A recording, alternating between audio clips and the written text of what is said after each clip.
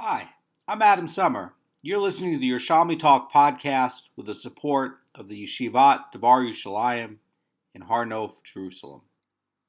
This is Kilayim, Chapter 4, Halacha 6. This is the last halacha in Chapter 4 in the Art Scroll 42A2. This is part 1 of the shiur. Because of the length and complexity, this will be a two-part shiur. Today we are getting into the configuration of the minimum number of vines and how to connect vineyards. Now, we were dealing with this in Halacha 5. What happens if you have one row of vines that belongs to your neighbor and one row of vines that belongs to me? And they're going to at least be at least 5 vines. Certainly there's going to be a tail, 3 on one side and 2 on the other side. That's Bet Hillel's tail. The Mishnah and the sugyas are saying that they're going to connect together as long as they are within 4 amos or 8 amos, 4 amos for this side, 4 amos for that side.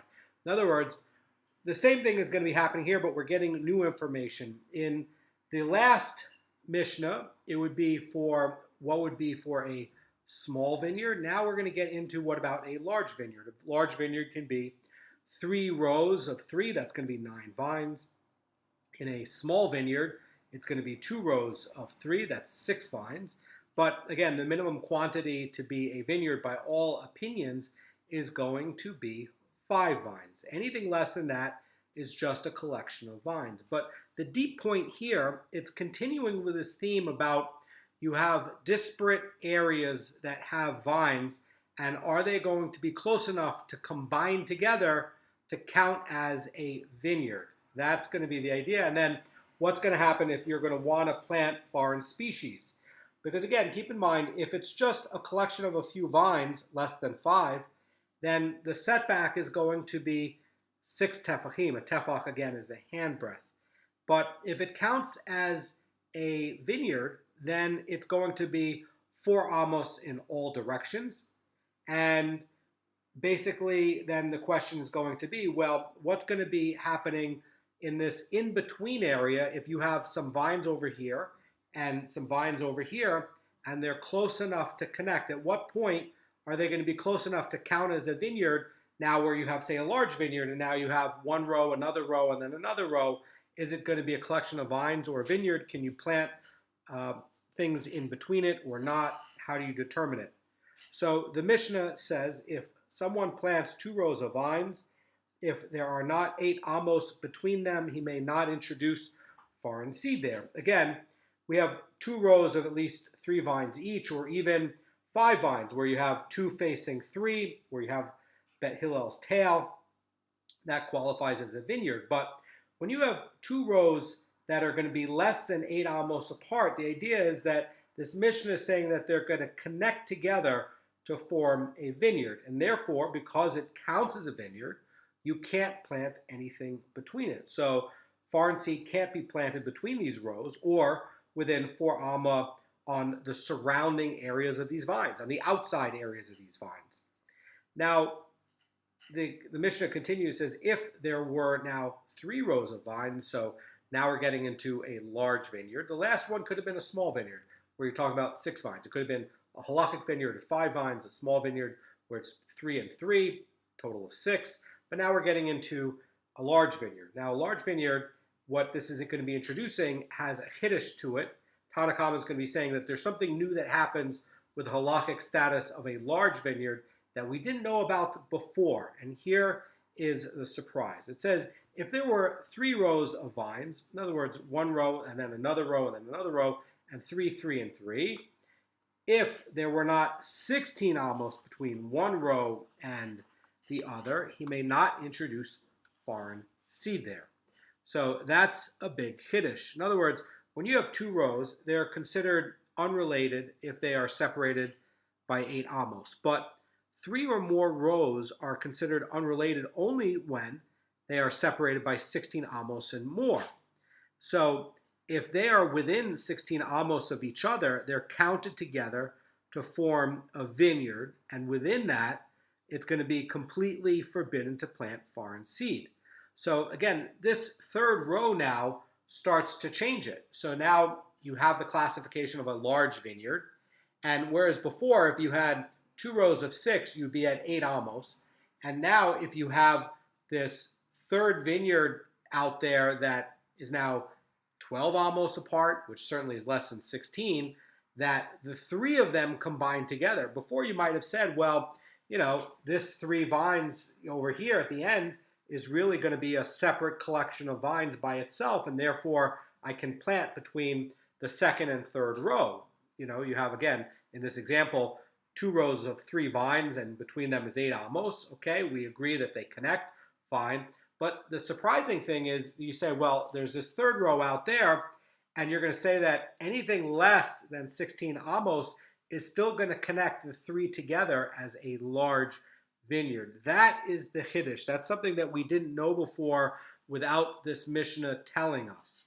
And the idea is that if it's going to be within 16 amos of each other, they're going to be counted together to form a vineyard, and you're not allowed to plant foreign seed there.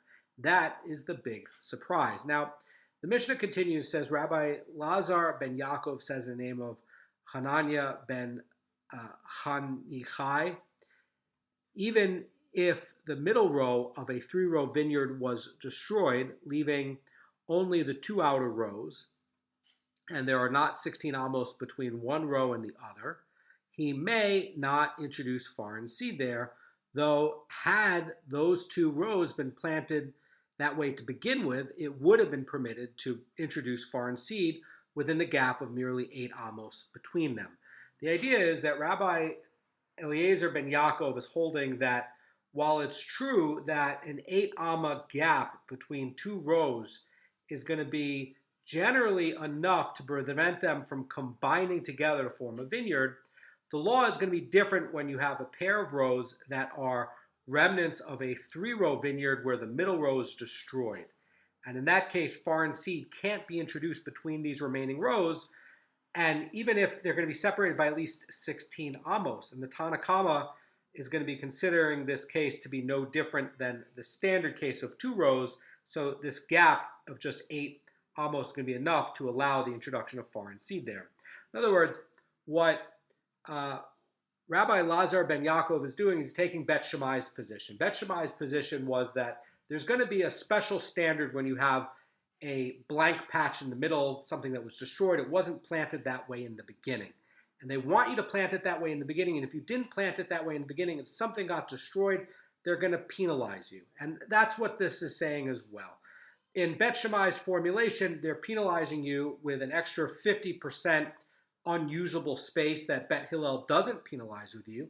And the idea is that they're trying to prevent the interior new planting from being closed in. So again, the Tanna Kama is holding that there's going to be no difference from the standard case of 2 rows. And now if you have a gap of just 8 amos, it's enough to plant foreign seed between it.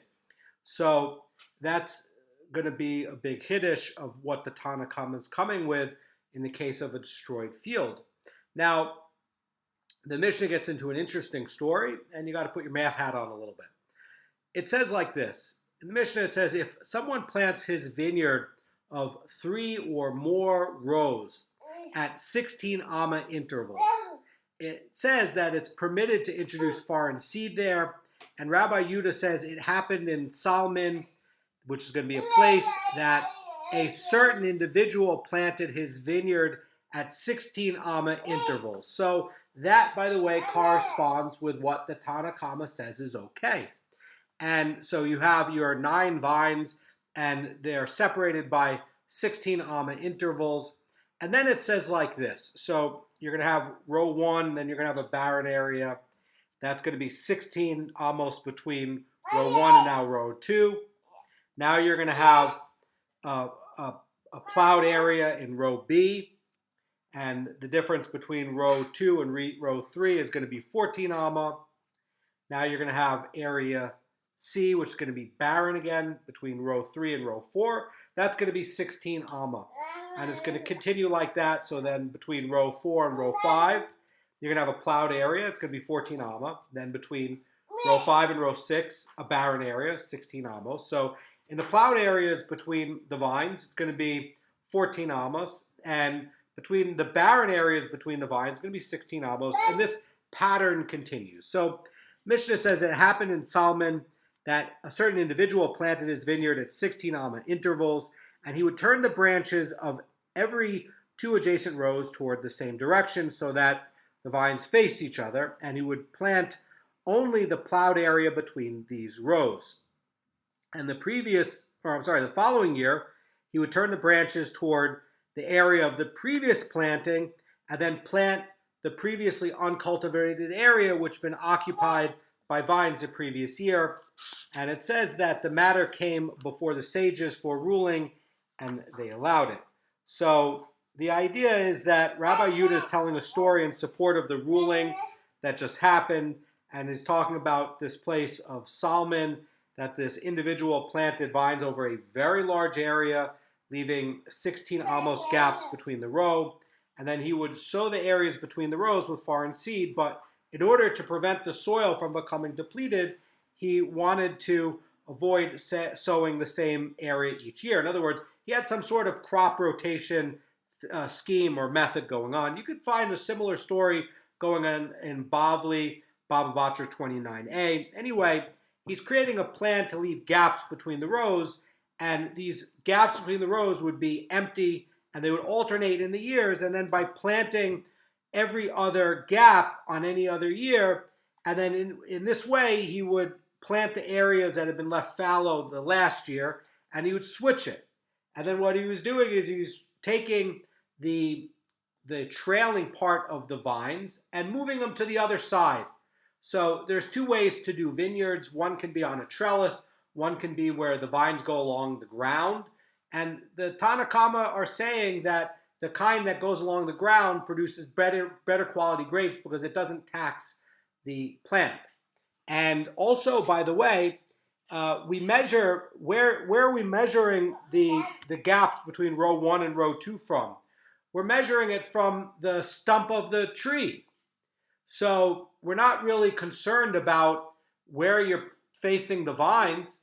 And, if you have the kind of vineyard that you're putting the vines on the ground, and now you're just lifting up the vines and moving it to the other area, well, it's going to be okay because, on one hand, you're measuring, say, 16 amos between here and here.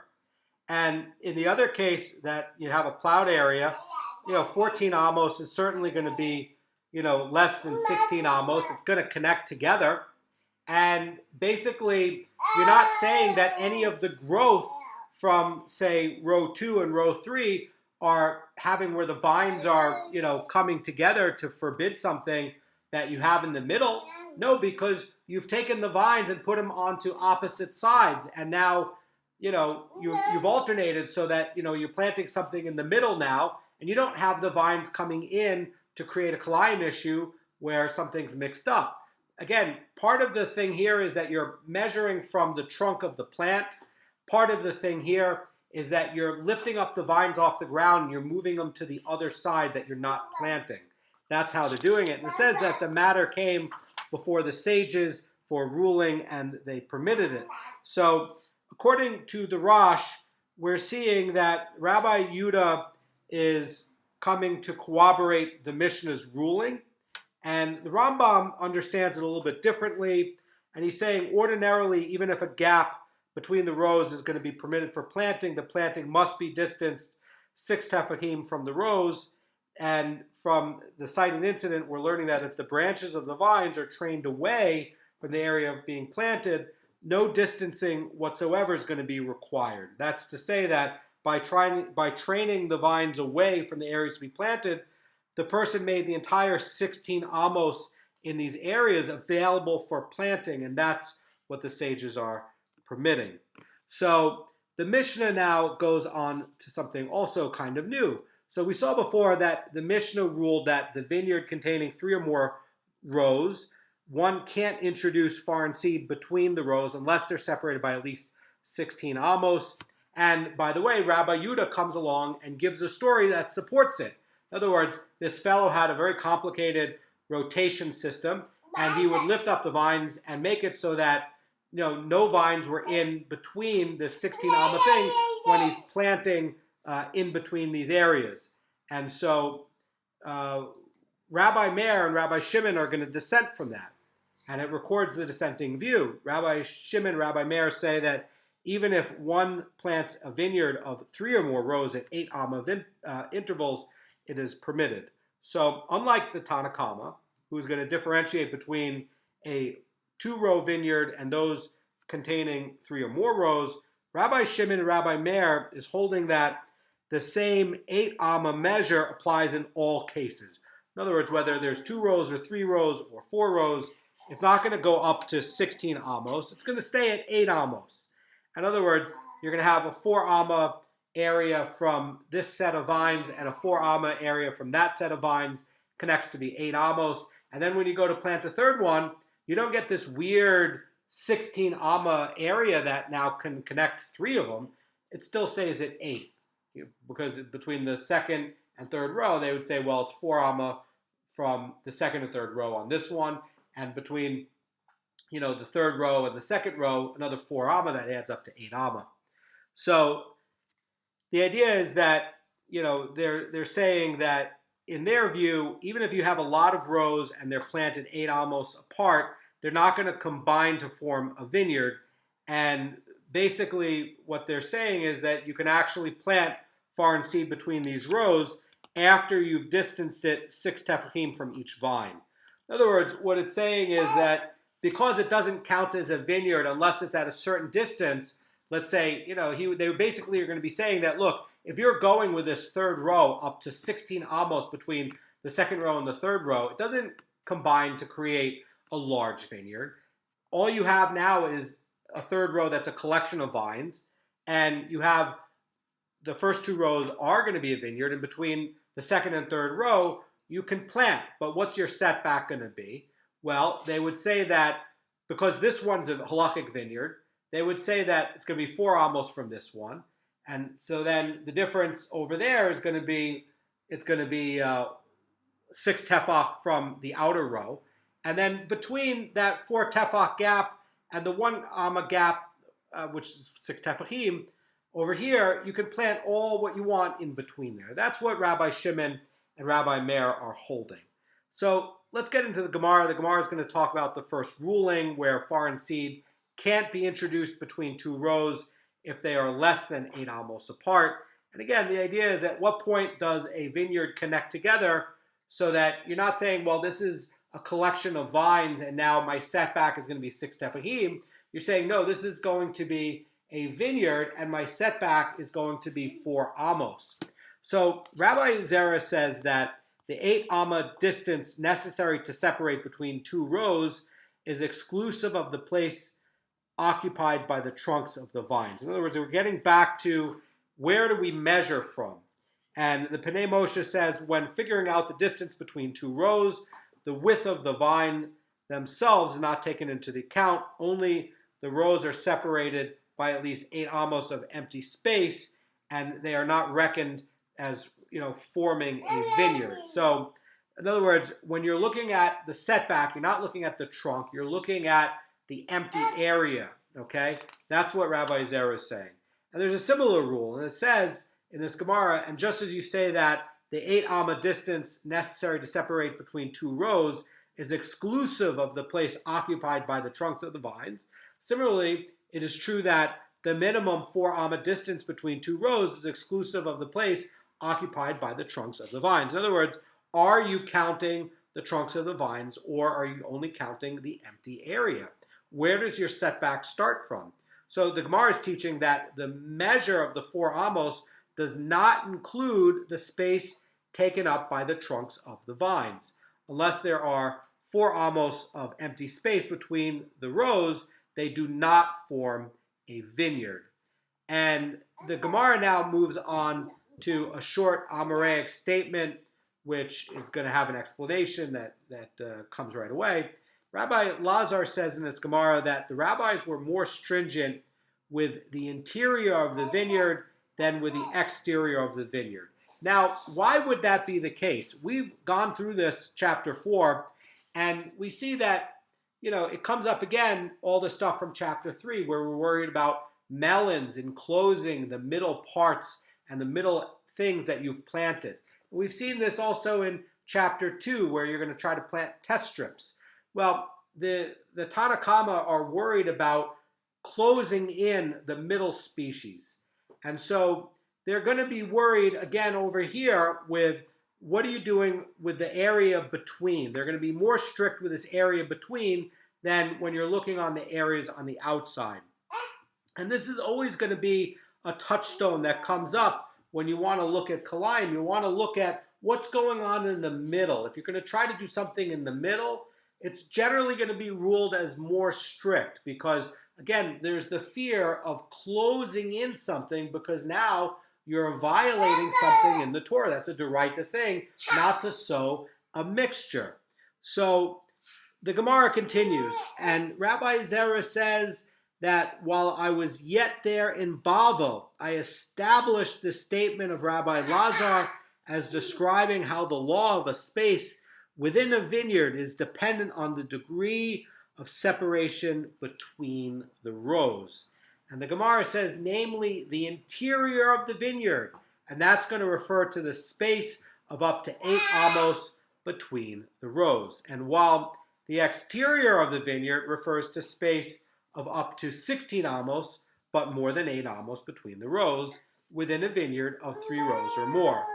So Rabbi Zera originally lived in Bavel, then he moved to Eretz Yisrael, and he's recounting an explanation of Rabbi Lazar's statement that he heard when he was in Bavel. And this Mishnah that we're dealing with discusses 2 degrees of separation between rows. The first is going to be talking about a space of less than 8 amos, and that's going to be within a 2-row vineyard. And then it's going to mention 16 amos between a 3-row vineyard. And in the first case, where the rows are separated by less than 8 amos, the entire space between the rows coincides with a work area. And this space is therefore referred to as the interior of the vineyard. So this designation is going to also apply to the spaces within vineyards, even if there's going to be 3 or more rows. And even, by the way, if the spaces are going to be less than 8 amos, by the way. So in the second case, though, where the rows are separated by up to 16 amos, the space between them, if there's more than 8 amos, is prohibited only because it's considered a vineyard clearing. And it is therefore referred to as the exterior of the vineyard.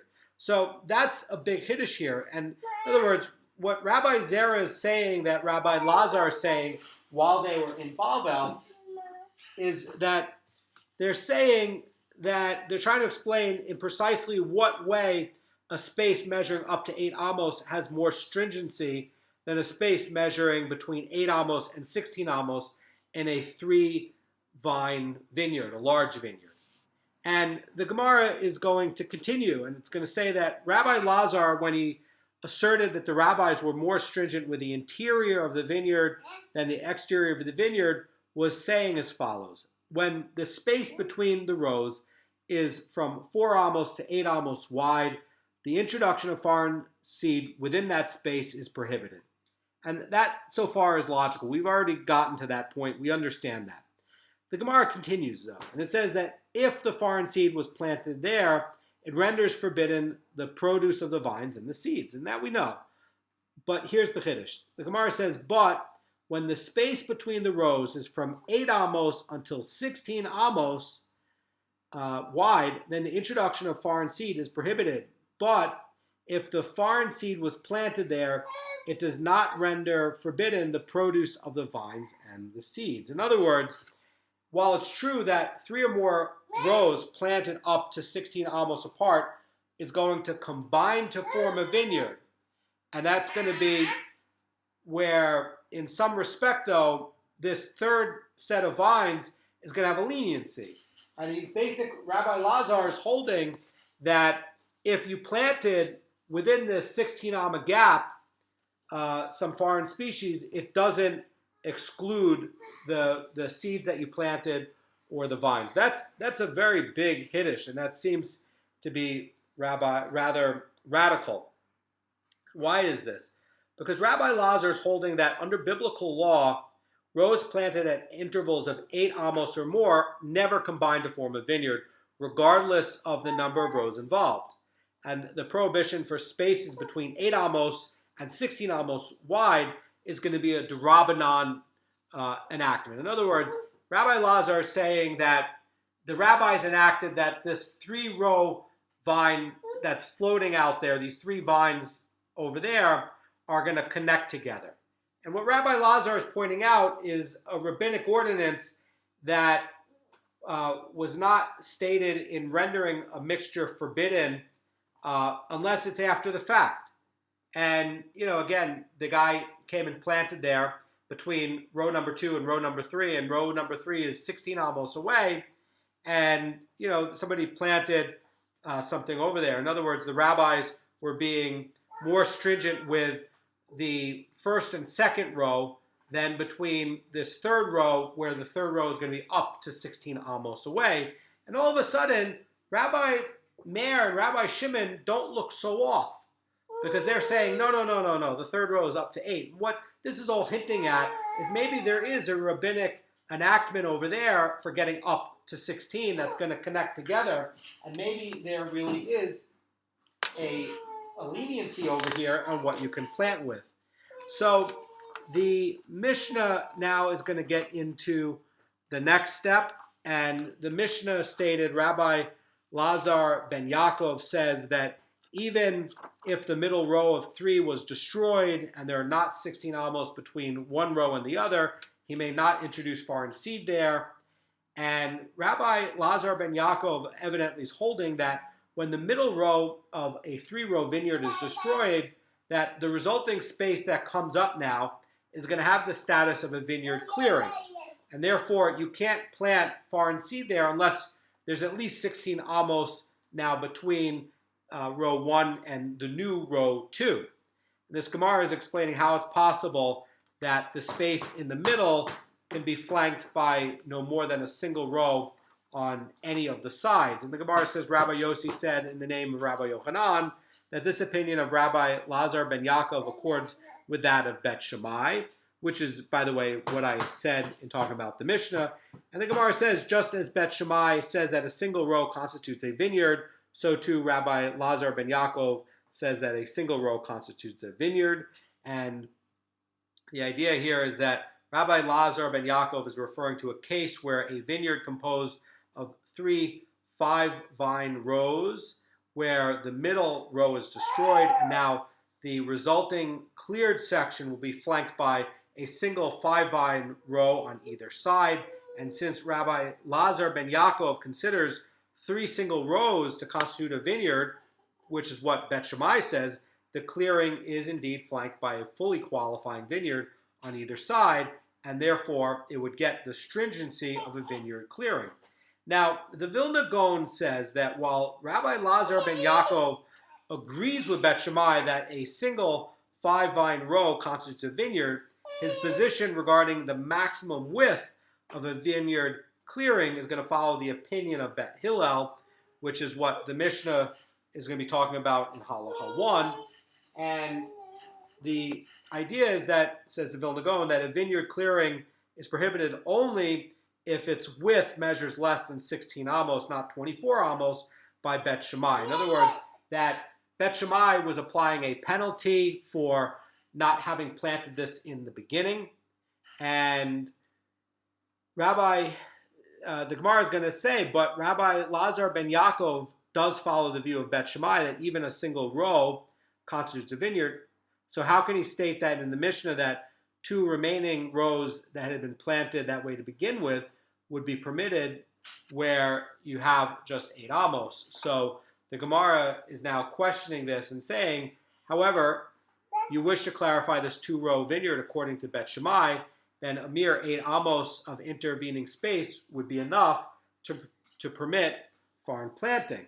The Gemara continues, says, if you say that this pair of rows is classified as a large vineyard, it would certainly be prohibited to introduce foreign seed within 8 amos of the space. And that's what I was saying. In other words, what the way I read this was that you had 3 rows, the middle row got cleared out, and they're saying that because you didn't plant it this way in the beginning, that the ruling that Bet Shammai has is going to hold that since the rows of the large vineyard have to be separated by at least 16 amos for the plant to be permitted between them. And so now what you've done is you can't say that this is a small vineyard anymore. And you would say that the penalties are going to look a lot like Bet Shammai's penalties, because you would say that, this row and this row are going to combine together, and you have to look at it still like as if it's going to be a 3-row vineyard. In other words, if you had planted this way in the beginning, your setbacks would be different. And because you didn't plant it this way in the beginning, your setbacks are not different. And that's the key. That's the point that they're trying to get at. So the Gemara continues, and it's going to get at the difference between the large vineyard and the small vineyard. As I say, if you'll say that this pair is now classified as a large vineyard, it would certainly be prohibited to introduce foreign seed within the 8 amos space, since the rows of the large vineyard must be separated by at least 16 amos in order for planting to be permitted between them. So, when you're looking at this 3-row vineyard that had the middle row destroyed, are you still looking at it as a 3-row vineyard? Or are you now looking at it as a 2-row vineyard? And the Gemara says, even if you'll say that this pair of rows is now classified as a small vineyard, it would still be prohibited to introduce foreign seed within the 8 amos space, because each row on its own qualifies as an independent vineyard from which foreign seed must be distanced by at least 4 amos. So if we're going to concede that Bet Shammai agrees that 2 5-vine rows are going to constitute a small vineyard, then we're going to require a separation of 8 amos to prevent it from combining to form a single vineyard. So the question is going to be, although you have this 8 amos space that would prevent the rows from combining to form a single vineyard, each row would still constitute a vineyard in its own right, and therefore it would get a 4 amos work area adjacent to each row, which, by the way, would prohibit foreign planting. So the question is, how are you going to look at it? Are you going to look at it like a small vineyard, or are you going to look at it like a large vineyard? And the Gemara is going to give 2 answers for that. So the Gemara answers this, and Rabbi Yudin says, if Rabbi Lazar ben Yaakov did not mean this, that the 2 rows had originally been planted exactly 8 amos apart, it would have been permitted to introduce foreign seed between them. Rather, it means that if the rows had been planted exactly 8 amos apart, it would be prohibited to introduce foreign seed between them on account of the reasoning mentioned above. In other words, Rabbi Lazar ben Yaakov was saying that had the rows been planted a little bit more than 8 amos apart, it would have been permitted to introduce foreign seed in the middle of the gap. And there's another answer. The other answer is that, says this Gemara, that there are those who wish to say that Rabbi Lazar ben Yaakov's statement should be interpreted to read like this, that though he had originally planted these 2 rows at an interval of up to 16 amos, it would have been permitted to introduce foreign seed there within just under 8 amos in the middle of the space between the rows. And according to that interpretation, Rabbi Lazar ben Yaakov's statement, he's going to be conveying that the space between the 2 rows is going to be subject to the stringency of the vineyard clearing only when those rows are the remnants of a 3-row vineyard whose middle row was burnt out and destroyed, and not when they're planted that way from the start. And that is Bet Shammai's position. Bet Shammai doesn't want the plants from getting closed in. Bet Shammai is adding a penalty and is saying, look, if the middle row is closed in, you have to now end up putting stringencies, because we don't want the middle rows getting closed in and planted this way. Tana Kama doesn't say this, but Bet Shammai does. So the question is going to be, are you looking at this like a large vineyard even after the destruction? And Rabbi Yehuda ben Pazi says, in the name of Rabbi Yochanan, that the view of Rabbi Lazar ben Yaakov accords with that of Bet Shammai in the following way. Just as Bet Shammai is more stringent with the space created by the destruction of the vineyard within that space that existed at the time of the original planting, so too Rabbi Lazar ben Yaakov is being more stringent with this space created by the destruction of the vineyard than with a space that exists at the time of the original planting. And that mirrors exactly what Bet Shammai has been saying all along. In other words, that if you planted it this way in the beginning, sure, you can go ahead and plant in the middle. Bet Shammai would agree with that. But they're saying that, no, when you are going ahead and planting this and the middle part got destroyed, you still have to look at it like the large vineyard. And so you can't come along and plant within these setbacks, and they're applying this as a penalty. That's the idea. In part 2 of this year, we're going to finish this up before getting into chapter 5, and we're going to get into the Mishnah's final clause, which is talking about the position of Rabbi Shimon and Rabbi Meir, where they're going to be saying that where you're planting the rows of 3 or more rows in a large vineyard, you're still going to do 8 amma intervals instead of the 16 amma intervals, and we're going to get into the nature of that disagreement. So studying the laws of Kilayim is very important, especially when we're talking about trying to sharpen our minds and trying to get an appreciation of the details of oral law. And there's great virtue in studying these Gemaras that really people don't spend enough time on. And Hashem should bless you with a great day.